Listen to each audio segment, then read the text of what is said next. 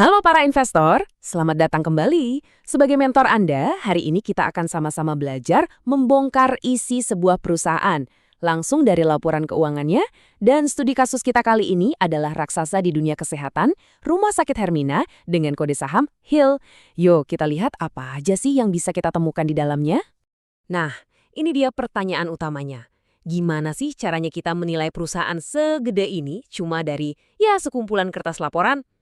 Jawabannya itu sebetulnya ada di dalam angka-angkanya, asal kita tahu cara bacanya. Mari kita mulai penelusuran kita bareng-bareng. Oke, ini roadmap kita untuk hari ini. Kita bakal mulai dari gambaran besarnya dulu, terus kita zoom in ke mesin uangnya, kita cek kesehatan fundamentalnya, kita intip catatan-catatan pentingnya, dan yang terakhir, tentu saja, keputusannya ada di tangan Anda.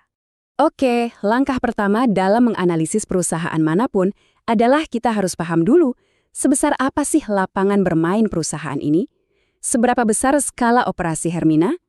Yuk kita lihat. Lihat angka ini, 60 anak perusahaan. Ini bukan cuma sekedar angka loh, ini adalah sinyal. Sinyal kalau Hermina ini operasinya masif, jaringannya luas banget. Biasanya, skala sebesar ini artinya efisiensi dan kekuatan tawar-menawar yang lebih besar juga. Dan kalau kita lihat daftarnya, mayoritas anak usahanya ini ya rumah sakit itu sendiri. Ini menunjukkan kalau bisnis mereka itu sangat fokus. Dan model bisnisnya gampang kita pahami. Mereka nggak coba-coba kerjain 100 hal berbeda, tapi mereka fokus di satu bidang dan melakukannya dalam skala yang sangat besar. Punya banyak rumah sakit itu keren, tapi gimana caranya semua itu diubah jadi uang?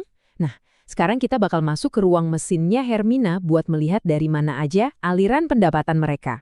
Oke, laporannya ini memecah pendapatan jadi dua sumber utama. Ada jasa, contohnya biaya kamar rawat inap atau jasa dokter, dan ada produk, yaitu penjualan obat-obatan dan alat-alat medis. Ini model bisnis yang sangat umum di industri rumah sakit. Coba kita lihat, mana yang jadi kontributor terbesarnya?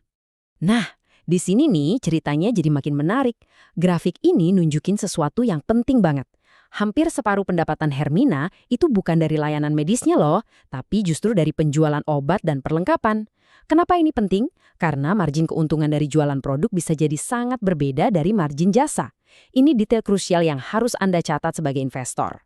Pendapatan itu ibarat air yang mengalir masuk ya, tapi fondasi perusahaan itu adalah wadahnya. Pertanyaannya, wadahnya ini kokoh atau malah bocor? Yuk, sekarang kita periksa kesehatan raja keuangan atau fondasi dari HIL. Sebelum kita lihat angkanya, kita samakan persepsi dulu ya soal ekuitas total. Gini deh, biar gampang, bayangin Anda punya rumah, itu aset. Tapi Anda punya cicilan KPR, itu utang. Nah, ekuitas itu adalah nilai rumah Anda dikurangi sisa utang KPR tadi.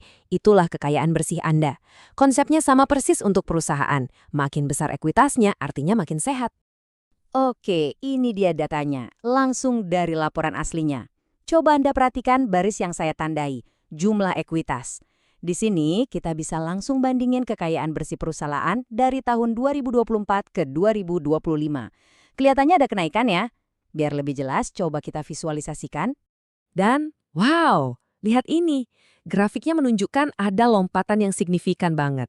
Pertumbuhan kekayaan bersih sebesar ini hanya dalam waktu 1 tahun, itu sinyal yang sangat-sangat positif.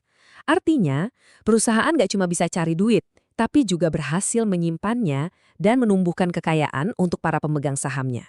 Angka-angka di halaman depan kelihatannya bagus ya, tapi investor yang berpengalaman tahu betul, iblis itu seringnya bersembunyi di detil-detil kecil.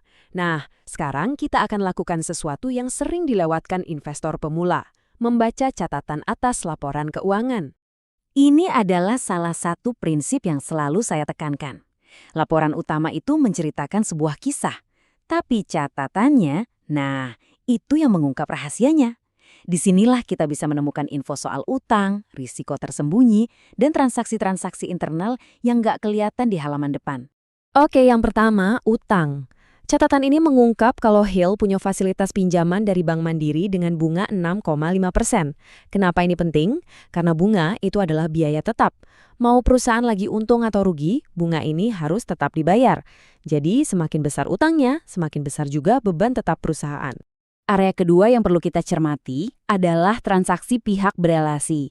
Bahasa gampangnya, ini adalah transaksi bisnis antara perusahaan dengan pihak internal atau yang punya hubungan dekat, kayak pemiliknya, direksinya, atau perusahaan lain yang masih satu grup. Ini nggak selalu berarti jelek ya, tapi bisa memunculkan potensi konflik kepentingan. Contohnya bisa kita lihat di sini.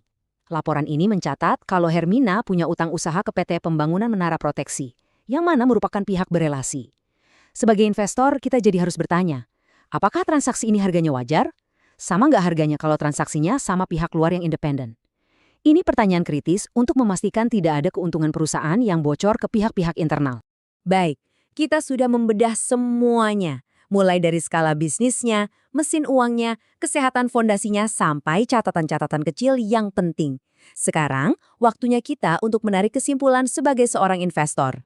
Yuk, kita coba taruh di timbangan investasi kita. Di sisi positif, kita punya perusahaan raksasa dengan skala yang masif dan pertumbuhan ekuitas yang solid banget, fondasinya kuat. Tapi di sisi perlu diperhatikan, ada utang bank yang punya beban bunga dan adanya transaksi dengan pihak internal. Ini bukan berarti red flag atau bahaya ya, tapi ini adalah poin-poin yang perlu Anda pantau terus kalau Anda memutuskan berinvestasi di saham ini. Pada akhirnya, tugas saya sebagai mentor Anda adalah menunjukkan cara membaca peta dan kompas keuangan ini. Tapi ingat, Andalah kapten dari kapal investasi Anda sendiri. Apakah HEO ini pelabuhan yang tepat untuk portofolio Anda? Semoga dengan informasi yang kita bedah bersama hari ini, Anda bisa mengambil keputusan dengan jauh lebih percaya diri. Sampai jumpa di analisis kita berikutnya.